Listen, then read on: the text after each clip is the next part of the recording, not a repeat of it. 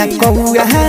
चोलिया ले गइल बाबे जंगला पटंगला से ए राजा कौआ चोलिया ले गइल बाबे जंगला पटंगला से किले के उड़ता दिल तुरता फल के उड़ता दिल तुरता नहीं देता बे मंगला से ए राजा कौआ चोलिया ले गइल बाबे जंगला पटंगला से ए राजा कौआ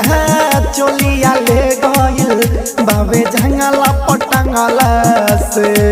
कि दिल तुरता हो लेके उड़ता हो दिल तुरता लेके उड़ता नहीं देता बे मंगला से ए राजा कौआ चोलिया ले गइल बाबे जंगला पटंगला से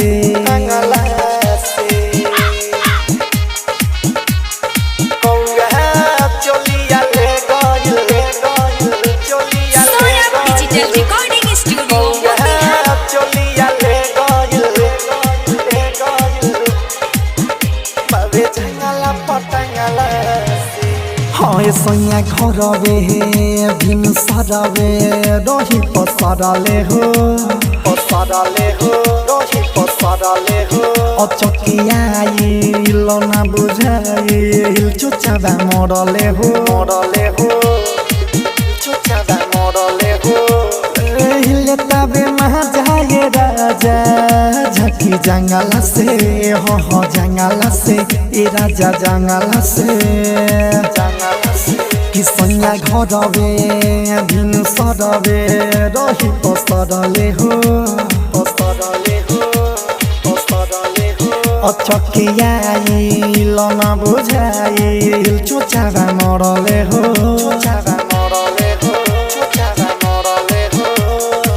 लेता में महाजाए राजा झकी जंगला से हो जंगला से तो सुन जंगला से रूपवानी हारता पंख भरी मारता देखता नी बंगला से ए सैया कौआ चोलिया ले गइल बाबे जंगला पटंगला से ए राजा कौआ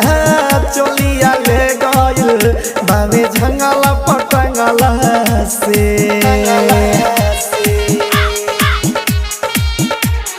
कौआ चोलिया ले गइल चोलिया ले गइल कौआ चोलिया ले गइल बाबे जंगला पटंगला हो बेर ढलता कमी खलता राजा हमारा हो तोहरा बिना बाटे सुना अपन कमरा हो और अपने से छोड़ी के आवा जल्दी बाहर के हो बाहर के राजा बाहर के पेड़ ढलता कमी खलता राजा हमारा हो तोहरा बिना बाबे सुना अपन कमरा हो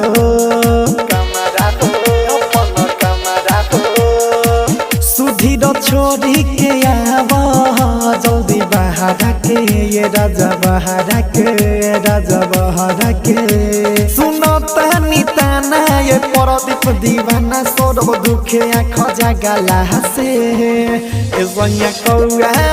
चोलिया ले गइल बाबे जंगला पटंगला से ए राजा कौआ चोलिया ले गइल बाबे जंगला पटंगला से।